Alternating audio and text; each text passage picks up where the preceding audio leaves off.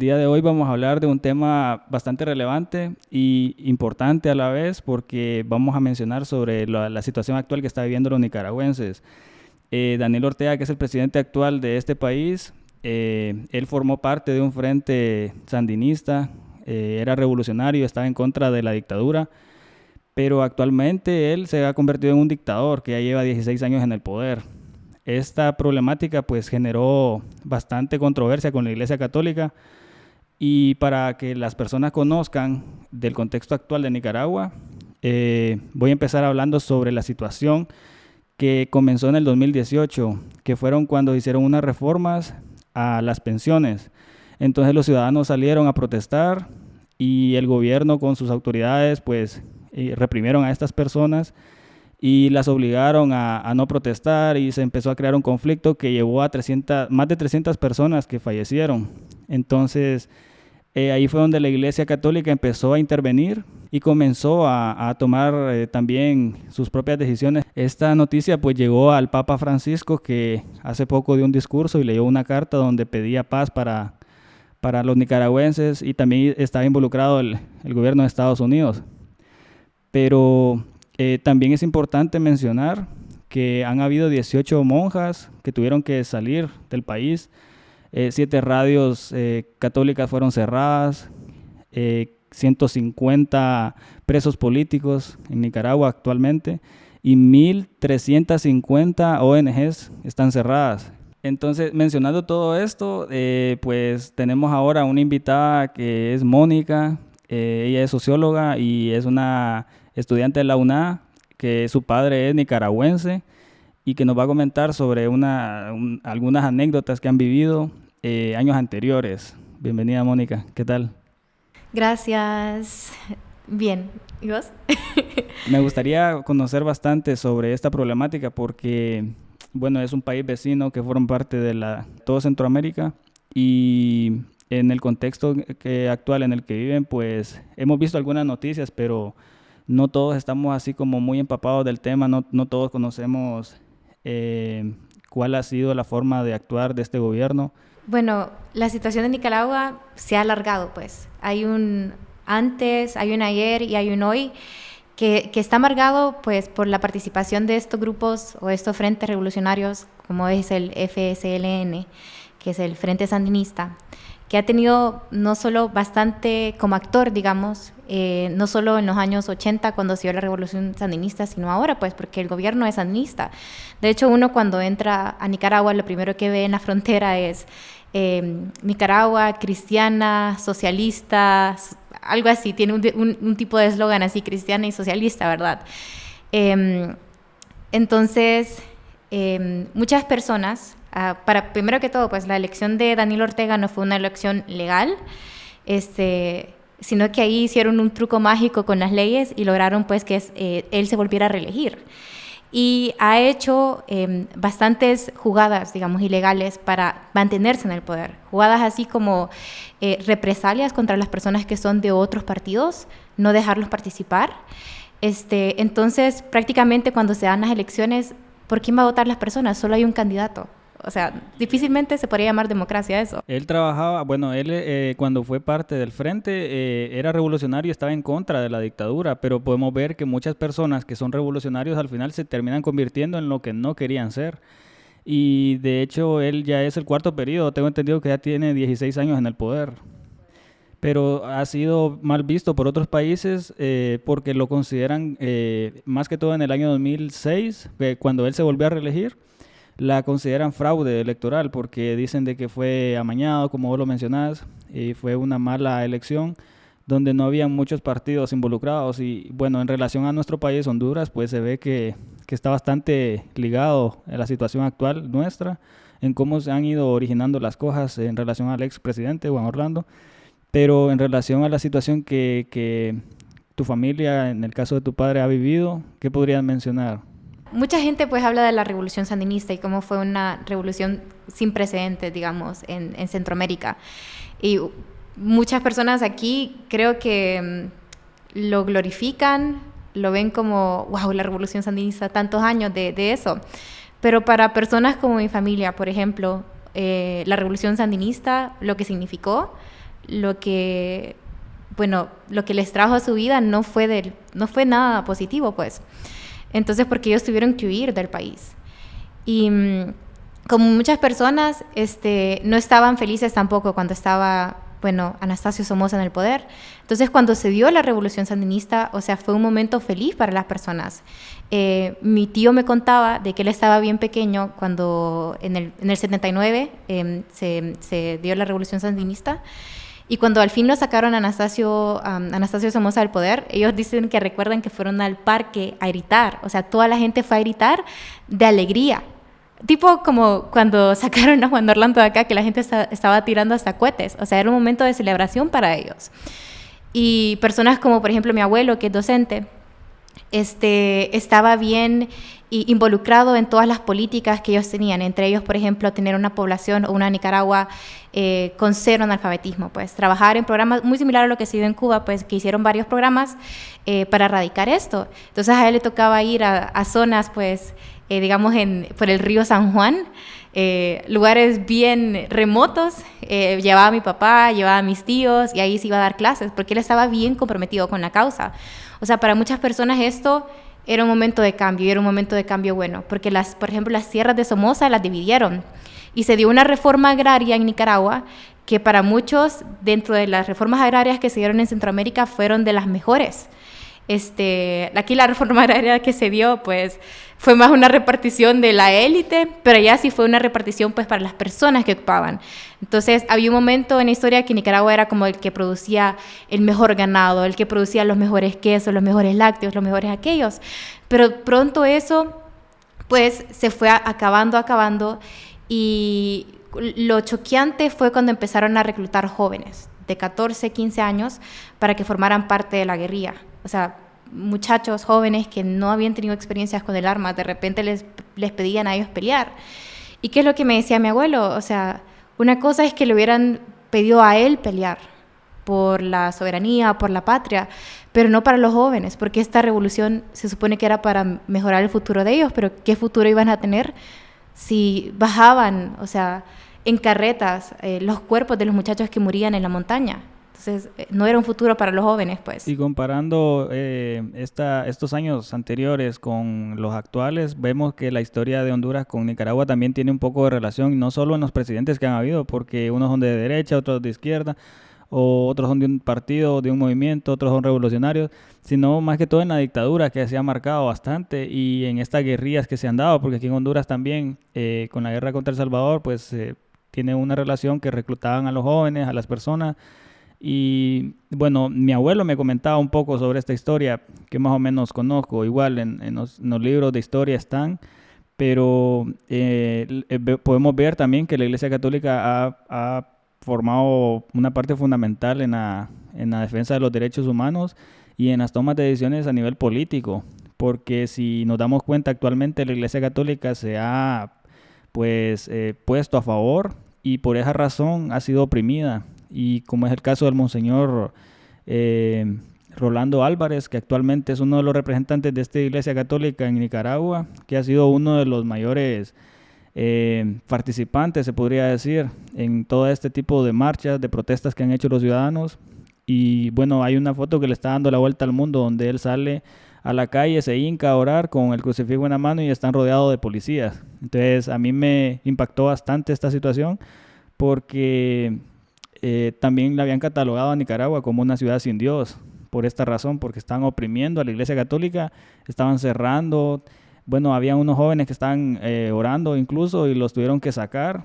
Entonces son situaciones que a nivel social, un sociólogo como vos, ¿cómo lo podría catalogar? Bueno, primero es una violación de los derechos humanos, pues es una violación de algo que el Estado debe proveer, que es permitir a las personas, pues, una libertad religiosa y aparte seguridad. En ese caso vemos que la libertad y la seguridad no están siendo violadas. Y también hay una cuestión bien curiosa que también aquí lo observamos, que es el regreso de la militarización. Para nosotros es bien normal ir a salir, pues, sobre todo en Tegucigalpa o en San Pedro Sula, cuando uno camina, ver a gente armada, ver a militares. Pero no estamos en guerra. ¿Para quién son esas armas? cuál es el propósito de mostrarle eso a la población. Y así similar en Nicaragua. Hace poco este año fui en abril, y me sorprendí ver que los policías de tránsito llevan armas. Por lo menos aquí yo no he visto policías de tránsito con armas, pero ya cuando miré los de chalequito amarillo que paran el tránsito tenían armas, y yo le pregunté a mi tía como, ¿aquí usan armas los policías de tránsito? Y me dice, sí, hace poco lo instaló Daniel para mantener la calma, para mantener el orden, pero no sé si hay una relación directa, calma o seguridad en este caso, igual a tener a muchas personas portando armas. Y mucha gente que cuando viene de afuera, y una de las primeras cosas que notan y que me han dicho, pues, ¿por qué hay tantas armas como en Honduras? O sea, yo camino y veo a gente armada cuando yo voy caminando. O sea, todo ese proceso de desmilitarización de los 90 para acá, como que había un retroceso, tanto en Honduras como en este caso en Nicaragua, pues. Porque están usando la fuerza para reprimir a esas personas.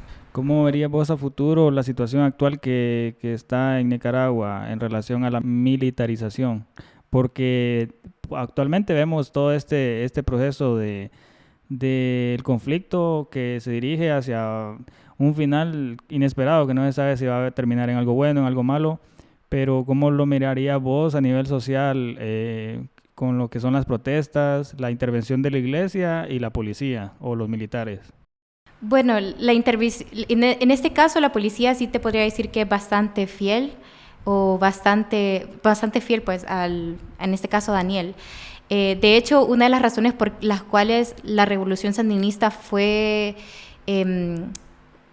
exitosa, digamos, fue por la participación de la policía. Realmente estos grupos militares o la policía se acuerpó en ese movimiento. O sea, hubo una sinergia total de repente ahí, ¿verdad? Entonces, que en un momento eso fue algo que se les aplaudió a ellos, se les celebró a ellos por estar tan acuerpados, pues, al movimiento y a esos tipos de ideales. Y bueno, también ayudó a que se escuchaba pues mucho en Nicaragua de que era de los países de Centroamérica que no tenía casos era más seguro, pues no tenía tantos casos de violencia como en este caso Honduras, y era por esa institucionalidad que tenía, pues, o que tiene todavía la policía. Entonces, por parte de la policía está esa parte. La iglesia también como una institución, hay diferentes intereses. En muchos de los discursos que sale hablando Daniel, por ejemplo, va acompañado, claro, de la vicepresidenta, de su esposa, y también va acompañado de una figura religiosa, en este caso del obispo. Honestamente no estoy tan seguro, pero para muchas personas, o sea, verlo a él es como una puñalada, pues, sobre todo para las personas de Nicaragua que son, tanto como aquí, la mayoría sí son católicas o son creyentes, son cristianas, pues. Entonces verlo ahí es choqueante, pues.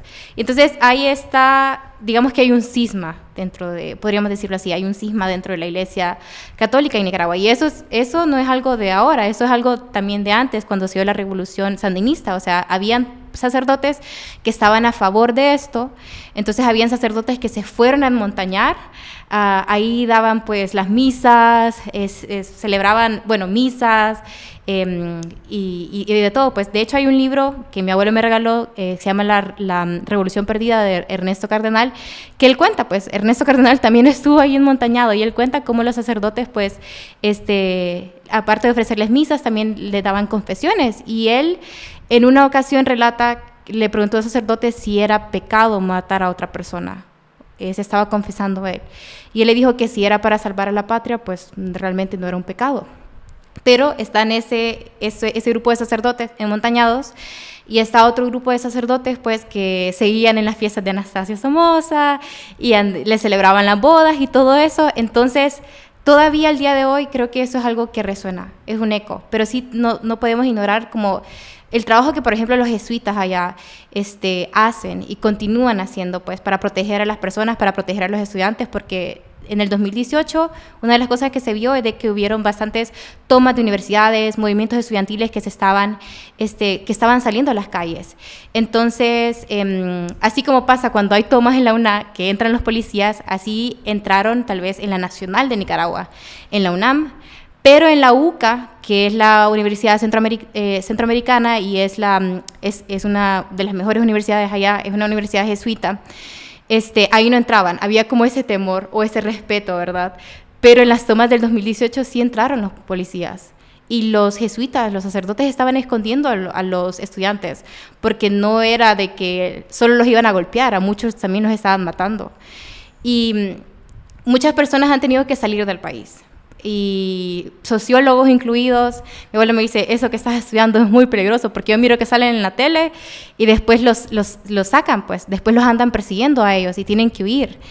Y un sociólogo, él me estaba comentando un comentario de un sociólogo nicaragüense que le hicieron una entrevista y él dijo que él solo miraba dos caminos para Nicaragua.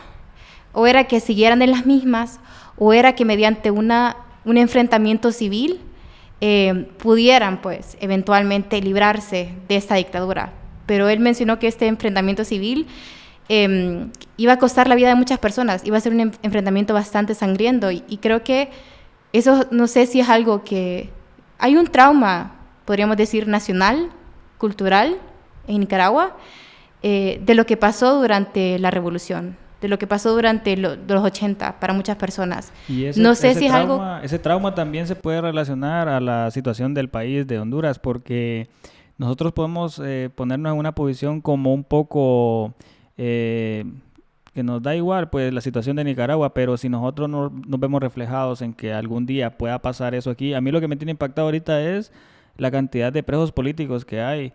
Y, o sea, son personas que, según el concepto de preso político que yo tengo, es que son personas normales, comunes y corrientes, personas naturales, que por protestar, que por ser parte de alguna marcha, que han defendido los derechos humanos, que han hecho lo posible por involucrarse en la protección de otras personas, se han visto pues que terminan en la cárcel, y ya van más de 150, o la cantidad de ONGs que han cerrado. Entonces, si esa situación se llega a popularizar o se llega a adaptar en el país, pues ¿podría pasar lo mismo en Honduras o sería muy difícil? Creo que sí argumentaría de que Honduras, sin estar consciente, también es parte de un trauma cultural. Pero no creo que aunque sí han habido enfrentamientos acá, o sea, sin quererlo, hemos estado involucrados en bastantes conflictos. Creo que el carácter que tuvo la revolución le da un tipo de contexto distinto a Nicaragua. Aunque hay muchos paralelos, la cuestión de la represión por parte de policías o militares, cuando hay movimientos, cuando hay protestas, o sea, la brutalidad que se ven. Bueno, en este caso estas personas o estos presos políticos o estas personas que son desplazadas están siendo desplazadas por el gobierno, y creo que aquí hay diferentes instancias, aunque sigue siendo el gobierno también en Honduras parte de uno de estos actores que desplazan desplazan a las personas aquí, pero también está el otro elemento de la violencia, pues, que para ellos es como, ¿cómo se llama eso? Maras. Sí, aquí no tenemos maras, pero hay otros problemas, pues, que van siempre de la mano de la violencia, pues. Sí, y bueno, con la dictadura de Juan Orlando, que tenía apenas solo 2 periodos, ya se estaba viendo un poco de temor porque se parecía bastante a la situación de Nicaragua actualmente. Pero Daniel Ortega lleva 16 años, que comenzó en enero del 2007, si no me equivoco. Y hasta la fecha no se sabe todavía cuál va a ser el final de este problema, pero ¿qué pasaría si él se volviera a reelegir otro periodo más?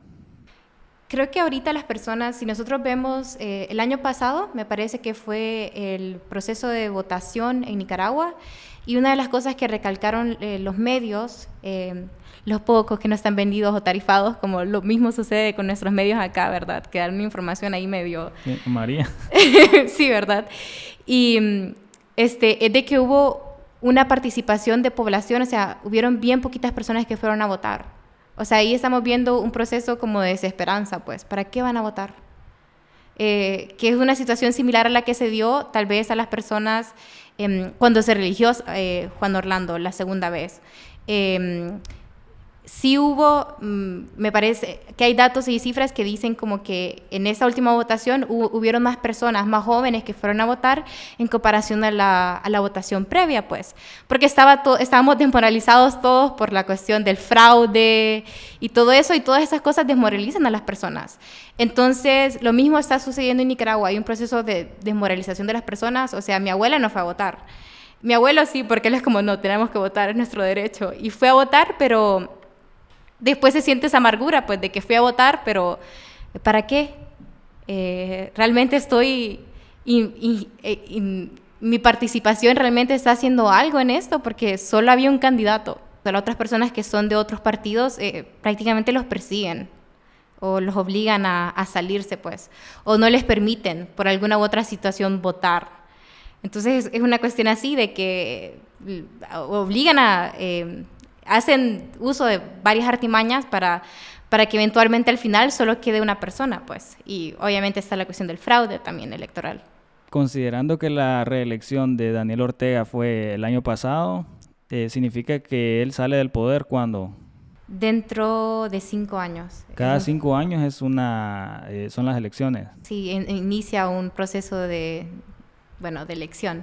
Lo que la gente tiene miedo es como, si no queda pues Daniel Ortega, entonces la otra persona que posiblemente, la vicepresidenta actual, o sea, si no es él, entonces es su esposa la que va a quedar de presidente. ¿Por qué la vicepresidenta? Es la vicepresidenta. No es eso, es porque de repente si alguna institución o algo sucediera, por ejemplo, y él no pudiera participar en el proceso de elección como presidente, pues la otra persona que participaría sería su esposa. Santo Dios. Sí.